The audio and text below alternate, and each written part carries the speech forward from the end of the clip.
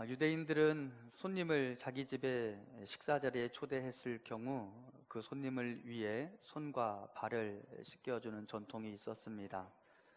그 일은 그 집의 가장 낮은 종, 유대인 종도 아닌 이방인 종의 몫이었는데, 유월절 식사 만찬 자리에 호스트, 유월절 식사 만찬 자리에 주인공이셨던 예수님이 자신이 베푼 만찬에 참여한 제자들을 위하여 발을 씻겨주기 위해 움직이시는데, 종이 아니라 스승이신 예수님께서 직접 허리에 수건을 두르시고 대야를 준비하시고 대야에 물을 담으시고 제자들 한 사람 한 사람의 발을 닦기 시작하셨습니다.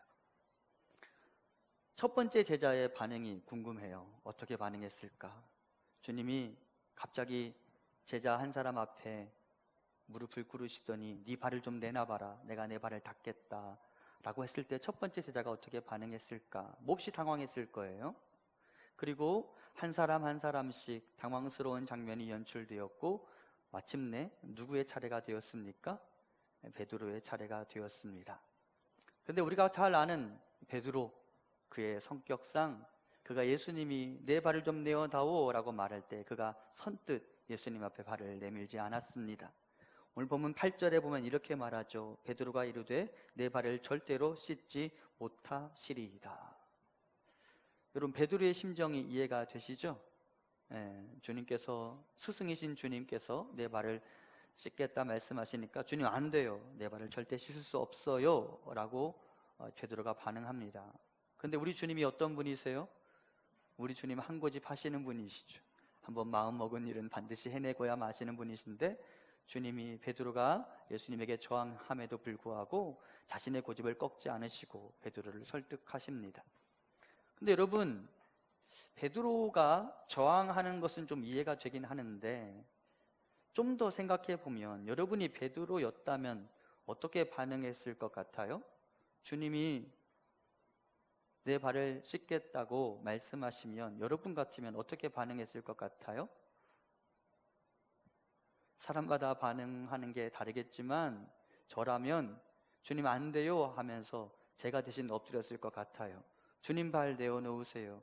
주님도 하루 종일 샌들만 신고 다니시느라 주님 발도 피곤하잖아요. 주님 발에도 먼지가 묻어 있잖아요. 제가 주님 발 닦아 드릴게요 라고 말했을 것 같습니다. 그런데 오늘 본문에 등장하는 제자들 중 어떤 사람도 내가 주님의 발을 닦아주겠다고 말한 적이 없어요. 왜? 다른 사람의 발을 닦는 것은 그만큼 천한 일이었어요. 다른 사람의 발을 닦는 일은 쉬운 일이 아니었어요. 그런데 스승이신 주님께서 제자들의 발을 하나하나 닦기 시작하셨고, 반항하는 베드로에게는 이렇게 말씀하셨습니다. 오늘 본문 8절과 10절입니다. 예수께서 대답하시되 내가 너를 씻어주지 아니하면 내가 나와 상관이 없느니라. 예수께서 이르시되 이미 목욕한 자는 발밖에 씻을 필요가 없느니라. 주님이 아주 강경하게 말씀하십니다. 내가 너를 씻어주지 않으면 너하고 나는 아무 상관이 없어 라고 말씀하시며, 씻는다 라는 범주의 단어 두 단어를 거론하시죠. 목욕이라는 단어와 발을 씻는다 라는 두 단어를 거론하십니다. 우선 조금 당황스럽습니다. 도대체 목욕과 발을 씻겨주는 일이 어떤 의미를 갖기에 내가 너를 씻겨주지 않으면 너하고 나는 아무 상관이 없다고 말씀하셨을까?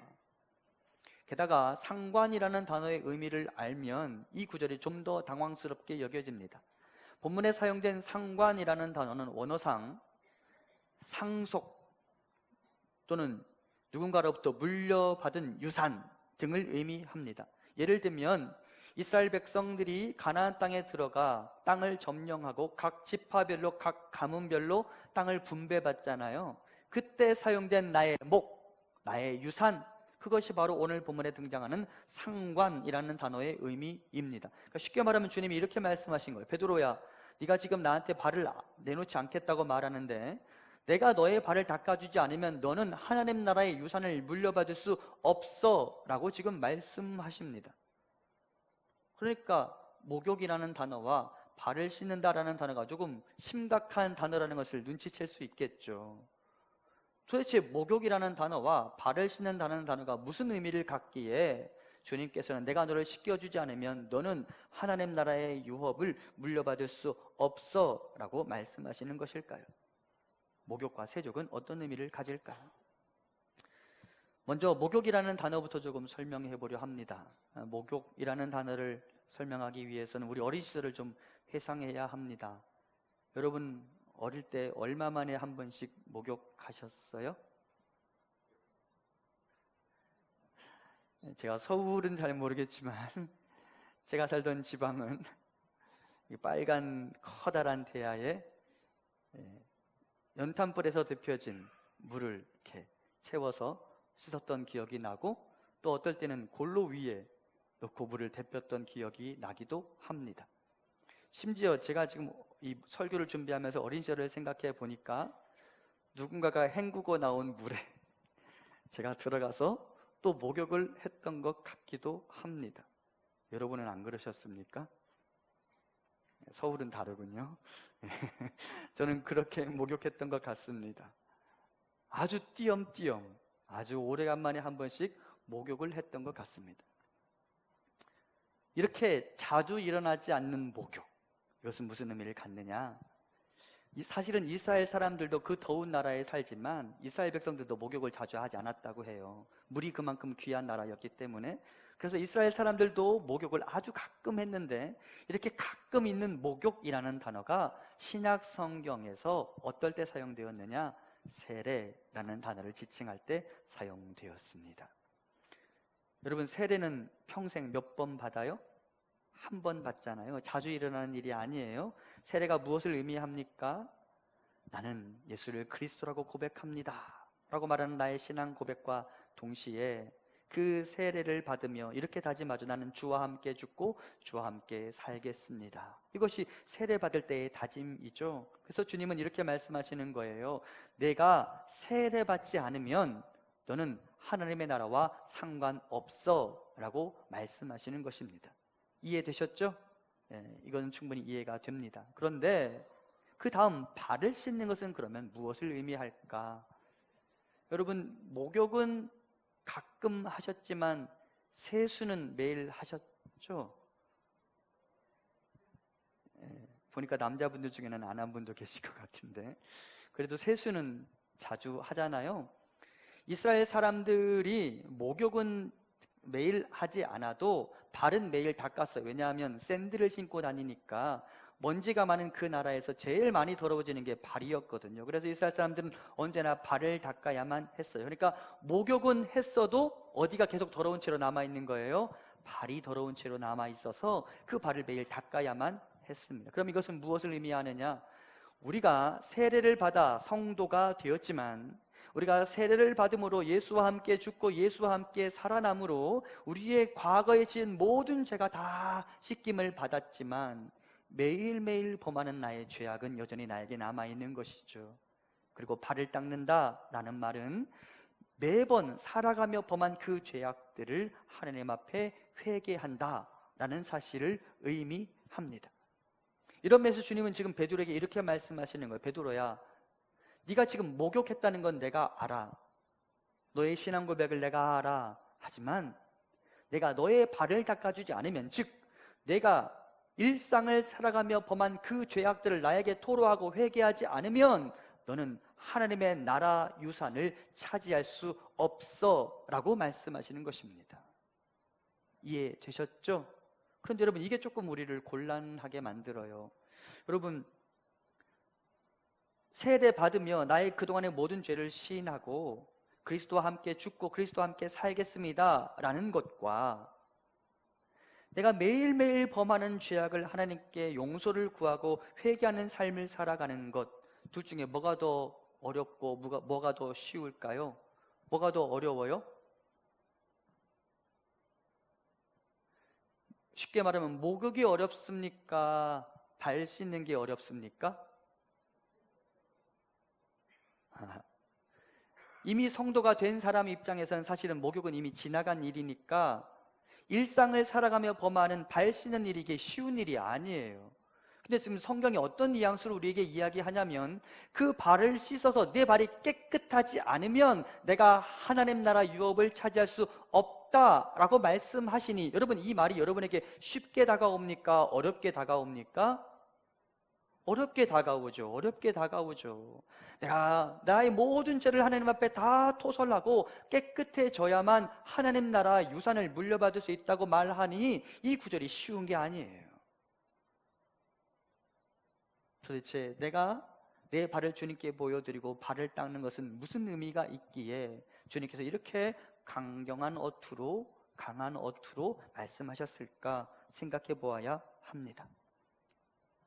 하나님 나라의 관점에서 회개는 언제나 중요한 단어로 여겨졌습니다. 회개는 언제나 복음과 구원의 메시지의 핵심을 차지했습니다. 설사 그가 기존의 하나님 나라 백성이었다 할지라도 그가 죄를 범하고 난 후 그 죄를 회개하고 하나님께로 돌아오지 않으면 그는 하나님 나라와 상관없는 사람일 수 있다라는 것이 복음의 메시지였습니다. 대표적으로 누가복음 15장에 등장하는 집을 나간 아들의 사례가 이에 해당되죠. 한 아들이 있었습니다. 그는 그 집의 차남이었어요. 그래서 그는 가만히 있으면 아버지 유산의 3분의 1을 물려받을 수 있는 자격을 가지고 있었어요. 그것이 그의 권리였어요. 그런데 그 아버지의 유산을 빨리 챙기고 가서 마음대로 사용하고 싶었어요. 젊은 날에 모든 즐거움을 좀 누리고 싶었어요. 그리고 결국 아버지의 돈을 타다가 먼 이방 땅에 가서 흥청망청 쓰고 허랑방탕한 삶을 살게 됩니다. 그리고 가진 모든 것을 다 잃어버리고 난 후 그는 빈털터리가 되었고 그는 돼지의 음식을 훔쳐먹는 신세가 되고 말았습니다. 그렇게 비참한 삶을 살던 그 둘째 아들이 다음과 같은 결정을 합니다. 누가복음 15장 18절 이하입니다. 내가 일어나 아버지께 가서 이르기를 아버지, 내가 하늘과 아버지께 죄를 지었사오니 지금부터는 아버지의 아들이라 일컬음을 감당하지 못하겠나이다. 나를 품꾼의 하나로 보소서 하리라 하고 이에 일어나서 아버지께로 돌아가니라. 아멘. 그는 부끄러웠지만 죽을 만큼 수치스러웠지만 아버지의 아들이 아니어도 아버지 집에 가장 낮은 종의 신세 품꾼으로 살아가도 지금보다는 낫겠다라는 생각을 하고 아버지께로 돌아갑니다. 자신의 잘못을 고백하고 아버지의 용서를 구하기 위해 아버지에게로 달려갑니다. 여러분, 이때 지금 이 상황에서 아들은 자신을 품꾼으로 인정하고 있습니까? 아버지의 아들로 인정하고 있습니까?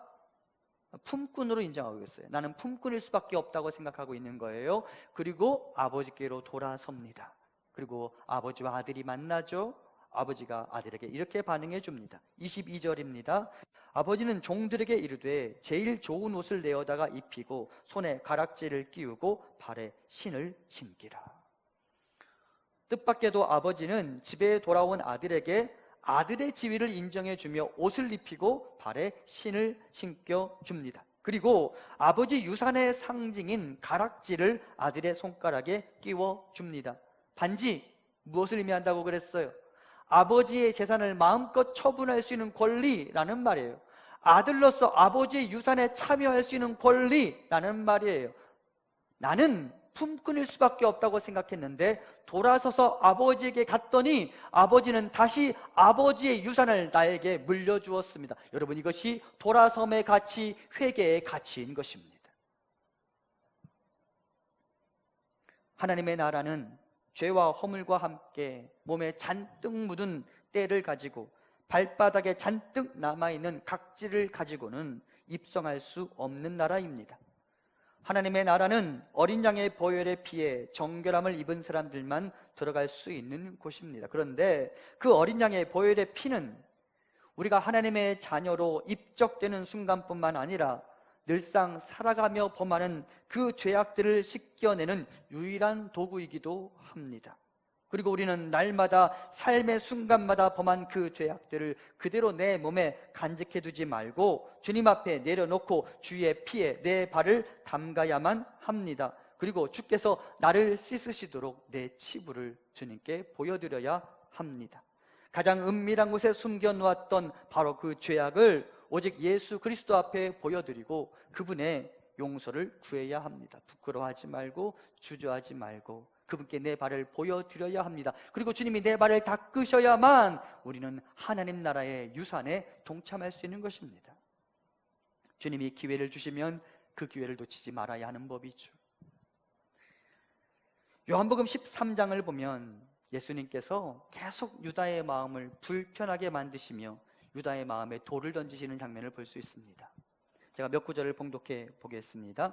예수께서 이르시되 이미 목욕한 자는 발밖에 씻을 필요가 없느니라. 온몸이 깨끗하니라. 너희가 깨끗하나 다는 아니니라 하시니 이는 자기를 팔 자가 누구인지 아심이라. 그러므로 다는 깨끗하지 아니하다 하시니라. 주님이 너희들 다 깨끗해, 이미 목욕했잖아 라고 말씀하시는데 다는 아니니라 라고 말씀하셨어요. 누구를 가리키는 말씀이에요?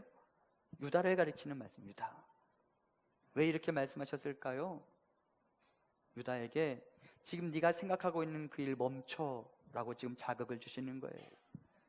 26절 이하입니다. 예수께서 대답하시되 내가 떡 한 조각을 적셔다 주는 자가 그니라 하시고 곧 한 조각을 적셔서 가룟 시몬의 아들 유다에게 주시니 조각을 받은 후 곧 사탄이 그 속에 들어간지라. 이에 예수께서 유다에게 이르시되 내가 하는 일을 속히 하라 하시니. 이번에는 주님께서 자신을 부인할 자가 누구인지에 대한 사인을 주시면서 유다에게 떡 한 조각을 주십니다. 제자들이 그 이야기를 다 들었고 유다도 다 들었어요. 그러면서 유다에게 떡이 딱 건네졌을 때 유다가 여러분 기분이 어땠을까요? 뜨끔했을 거예요. 아시네.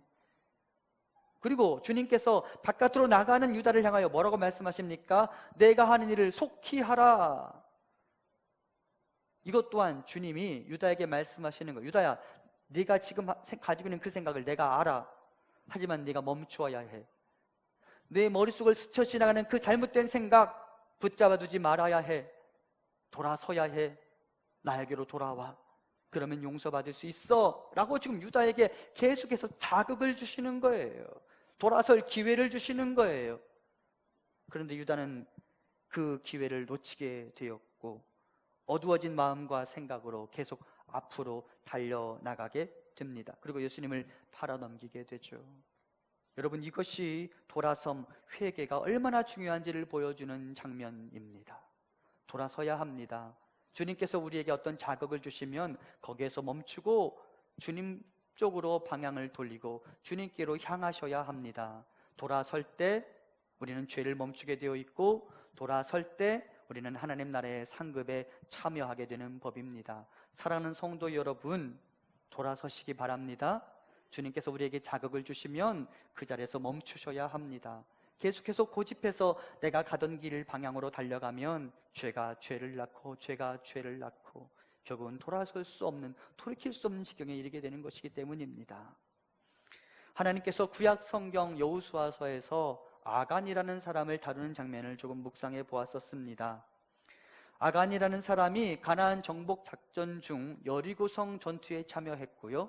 그 여리고성이 다 무너진 다음에 여리고성을 정복하면서 획득한 노획물들을 사람들이 챙겨오게 되었는데 그중 일부를 아간이 몰래 훔쳐서 자기만 아는 땅에 묻어두었습니다. 죄악이죠. 그리고 이스라엘 백성들이 그 아간의 죄악을 가지고 또다시 아이성 전투에 참여하게 됩니다. 그런데 이번에는 이스라엘 백성들이 크게 패배를 경험하죠. 그리고 나서 하나님이 여호수아, 당대의 지도자 여호수아에게 말씀하십니다. 너희 중에 죄악이 있다. 그 죄악을 심판해야만 한다. 그리고 나서 하나님께서 그 죄악을 범한 당사자인 아간을 찾아내시는 장면이 여호수아서에 이렇게 기록되어 있습니다. 여호수아 7장 16절 이하입니다. 이에 여호수아가 아침 일찍이 일어나서 이스라엘을 그의 지파대로 가까이 나오게 하였더니 유다 지파가 뽑혔고 유다 족속을 가까이 나오게 하였더니 세라 족속이 뽑혔고 세라 족속의 각 남자를 가까이 나오게 하였더니 삽디가 뽑혔고 삽디의 가족 각 남자를 가까이 나오게 하였더니 유다 지파 세라의 증손이요 삽디의 손자요 갈미의 아들인 아간이 뽑혔더라. 여러분 가만히 생각해 보십시오. 하나님이 누가 훔쳤는지 지금 알고 계세요? 모르고 계세요? 알고 계십니다. 그가 어디에 그 노획물을 묻었는지도 알고 계십니다. 그렇다면 일을 쉽게 하시려면 하나님은 여호수아에게 여호수아야, 유다 지파의 자손 중 아간이 훔쳤어. 내가 아간이 어디에다 그거 숨겨놓았니 다 알아. 가서 땅을 파봐. 그러면 당장에 발견할 수 있을 거야 라고 하면 일이 쉽게 해결될 것 같아요. 그런데 하나님께서 굳이 어려운 길을 걸어가십니다. 여기서 제비를 뽑아 유다 지파가 뽑히고 세라 족속이 뽑히고 삽디 가문이 뽑히고 아간이 뽑혔는데요, 여기서 제비를 뽑는다라는 말은 우림과 둠밈이라는 돌멩이를 던진다라는, 돌멩이를 뽑는다라는 말이에요. 그래서 예를 들면 우림을 뽑으면 예수고 둠밈을 뽑으면 노예요. 그럼 이렇게 상황이 진행되는 거예요. 예를 들면 하나님께서 여호수아를 통해 야 루벤 지파 나오라고 해, 베냐민 지파 나오라고 해 라고 해서 각 지파당 우림과 둠밈의 돌을 각각 매번 뽑는 거예요. 그러면 최대한 유다 지파가 뽑힐 때까지 최대한 몇 번 제비를 뽑아야 되는 거예요? 12번 제비를 뽑아야 되는 거잖아요. 그렇죠? 먼저 뽑혔으면 상관이 없지만 끝까지 안 뽑혔다면 12번의 제비 뽑는 장면이 있어야 되는 거예요. 그 다음에 유다 지파 다음에는 세라 족속에 뽑혔어요. 더 많은 시간이 걸렸겠죠. 그리고 세라 족속 중에 삽디라는 가문이 또 선택되었어요. 여전히 많은 시간이 소모되었을 거예요. 주님께서 왜 굳이 이렇게 오랜 시간이 걸리는 방법을 선택하셨을까요? 주님이 왜 이렇게 아간이 나올 때까지 긴 시간 이스라엘 백성 공동체 전체를 두려움에 휩싸이게 만드셨을까요? 왜 그러셨을 것 같으세요? 하나님은 아간이 중간에 내가 그랬습니다, 내가 잘못했습니다 라고 시인하기를 원하셨어요. 처음에 유다 지파가 딱 뽑혔을 때 아간의 마음이 어땠을까요? 뜨끔했을 거예요. 그리고 두 번째 세라 족속이 뽑혔어요. 아간의 마음이 매우 몹시 불편했을 거예요. 난데 내가 그랬는데. 하지만 그가 자신의 죄악을 시인하지 않아요. 돌아서지 않아요. 공개하지 않아요. 그리고 돌아서지 않은 것의 결과가 어떤지 아십니까? 회개하지 않은 것의 결과가 어떤 건지 아십니까? 여호수아 7장 25절과 26절 우리 한번 같이 봉독해 보겠습니다. 여호수아가 이르되 내가 어찌하여 우리를 괴롭게 하였느냐, 여호와께서 오늘 너를 괴롭게 하시리라 하니 온 이스라엘이 그를 돌로 치고 물건들로 돌로 치고 불사르고 그 위에 돌 무더기를 크게 쌓았더니 오늘까지 있더라. 여호와께서 그의 맹렬한 진노를 그치시니 그러므로 그곳 이름을 오늘까지 아골 골짜기라 부르더라. 아멘. 아간, 그는 광야에서 태어나서 험한 광야의 여정을 다 견디어냈지만, 요단강을 건너 가나안에 입성했지만, 여리고성 전투까지 참여했지만 죄를 범한 이후 결국 돌아서는 일에, 회개하는 일에 실패하게 되었고 가나안의 유산은 그와 상관없는 일이 되고 말았습니다. 이것이 회개해야 되는 이유입니다. 주님께서 베드로에게 내가 내 발을 닦아야 한다 라고 말씀하셨던 이유가 바로 여기에 있습니다. 이것이 돌아섬의 가치, 회개의 가치인 것입니다. 여러분, 다윗을 한번 생각해 보십시오. 다윗이 큰 죄악을 저질렀죠. 남의 아내를 범했고 그의 남편도 살해했습니다. 그리고 그렇게 은밀한 중에 행한 그 일이 하나님 앞에 다 드러나게 되었고 그는 하나님 앞에 회개합니다. 그런데 다윗의 믿음이 역시 우리와 다르다라는 점이 발견되는데요, 그가 하나님 앞에 회개하면서 작성된 기도문이 이스라엘 사회에 유통되게 됩니다. 당대의 권력자 다윗 입장에서는 자신의 죄악이 발각되는 일이 쉽지 않았을 것입니다. 그리고 어떻게든 자신의 죄악이 들통나는 일을 막아서고 싶었을 것입니다. 그런데 온 백성들이 다윗의 죄악을 다 알게 되었습니다. 그리고 다윗을 조롱했을 수도 있습니다. 그런데 놀라운 것은 다윗은 자신의 죄악이 발각되고 자신이 회개하면서 작성된 기도문이 이스라엘 사회에 퍼지는 것을 막지 않았다는 데 놀라운 점이 발견됩니다. 쉽게 말하면 다윗은 오히려 자신의 기도문을 유통시켰어요. 페이스북에 올리고 인스타그램에 올리고 트위터에 자신의 회개 기도문을 올려놓았어요. 왜 그랬을까요? 부끄러운 일이잖아요. 여러분, 내가 하나님하고 내가 범한 죄를 하나님께 회개했는데 그 죄악이 다른 사람의 입에서 오르락 내리락 하면 여러분 기분이 좋겠어요? 안 좋겠어요? 좋을 리가 없죠. 누가 내 허물을 아는 게 좋은 일이 아니잖아요. 그런데 다윗은 그 일을 허락해 버렸어요. 아니, 자신의 회개 기도문을 온 이스라엘 사람들에게 다 알려줘 버렸어요. 왜 그랬을까요? 다윗은 회개가 얼마나 중요한지, 회개의 가치가 무엇인지를 모든 이스라엘 백성들과 공유하고 싶었어요. 그래서인지 그가 남긴 회개 기도문에 이런 기록이 있습니다. 우리 시편 51편 9절부터 13절까지 같이 봉독해 보겠습니다. 주의 얼굴을 내 죄에서 돌이키시고 내 모든 죄악을 지워 주소서. 하나님이여, 내 속에 정한 마음을 창조하시고 내 안에 정직한 영을 새롭게 하소서. 나를 주 앞에서 쫓아내지 마시며 주의 성령을 내게서 거두지 마소서. 주의 구원의 즐거움을 내게 회복시켜 주시고 자원하는 심령을 주사 나를 붙드소서. 그리하면 내가 범죄자에게 주의 도를 가르치리니 죄인들이 주께 돌아오리이다. 아멘. 다윗은 하나님 앞에 용서를 구해요. 하나님, 나를 용서해 주세요. 주의 성령이 내게서 멀어지지 않도록 도와주세요. 내 안에 깨끗한 마음을 만들어 주세요 라고 회개의 기도를 드립니다. 그리고 이렇게 말해요. 날 용서해 주시면 내가 범죄자에게 주의 도를 가르치리니 죄인들이 주께 돌아오리이다.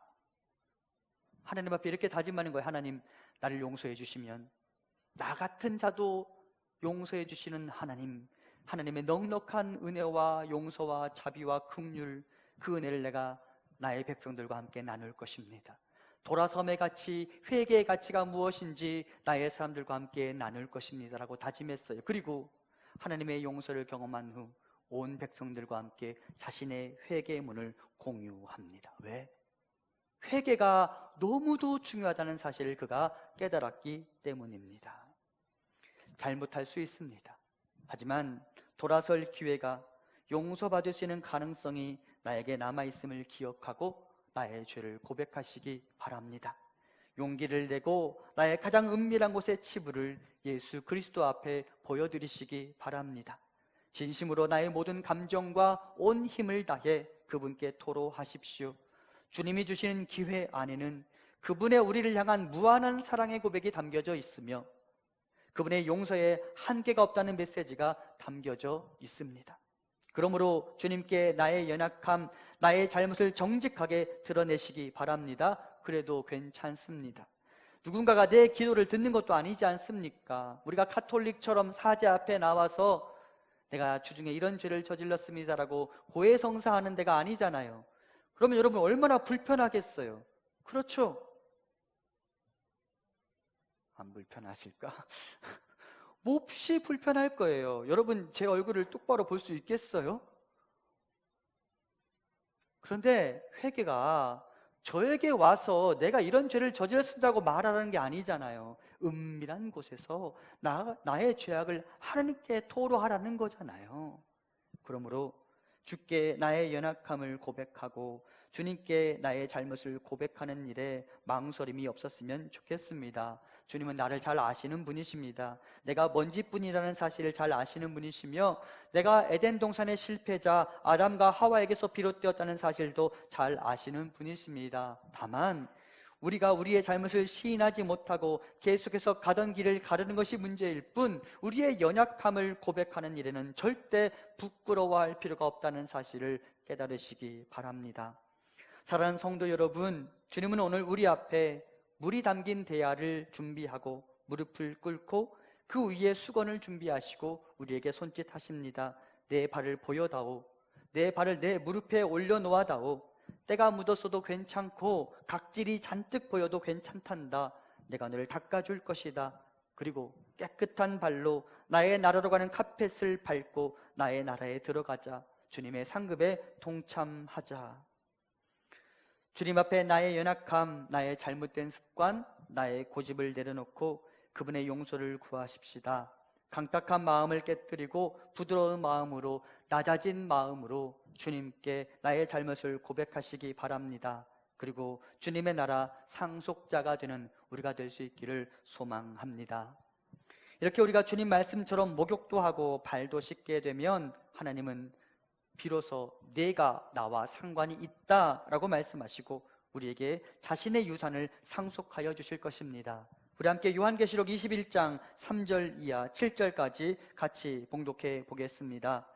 내가 들으니 보좌에서 큰 음성이 나서 이르되 보라, 하나님의 장막이 사람들과 함께 있음에 하나님이 그들과 함께 계시리니 그들은 하나님의 백성이 되고 하나님은 친히 그들과 함께 계셔서 모든 눈물을 그 눈에서 닦아주시니 다시는 사망이 없고 애통하는 것이나 곡하는 것이나 아픈 것이 다시 있지 아니하리니 처음 것들이 다 지나갔음이러라. 보좌에 앉으신 이가 이르시되 보라, 내가 만물을 새롭게 하노라 하시고 또 이르시되 이 말은 신실하고 참되니 기록하라 하시고 또 내게 말씀하시되 이루었도다. 나는 알파와 오메가요 처음과 마지막이라. 내가 생명수 샘물을 목마른 자에게 값없이 주리니 이기는 자들은 이것들을 상속으로 받으리라. 나는 그의 하나님이 되고 그는 내 아들이 되리라. 아멘. 이것뿐만 아닙니다. 22장 12절 같이 봉독합니다. 보라, 내가 속히 오리니 내가 줄 상이 내게 있어 각 사람에게 그가 행한 대로 갚아주리라. 아멘. 여기서 그가 행한 대로라는 말은 예수를 그리스도로 고백하며 그분 앞에 나의 죄를 토설하고 주께 회개하면이라고 이해할 수 있습니다.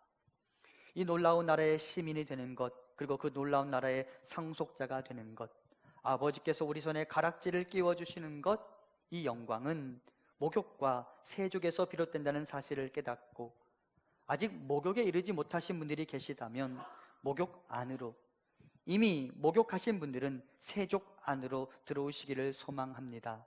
주의 보혈의 피에 나의 허물이 씻겨지면 나는 상속자의 자격을 얻게 될 것입니다. 내 앞에 무릎을 꿇고 계신 주님의 초대에 반응하며 주께 돌아서는 주님 앞에 내 발을 보여드리는 우리 모든 성도님들 되시기를 간절히 소망합니다.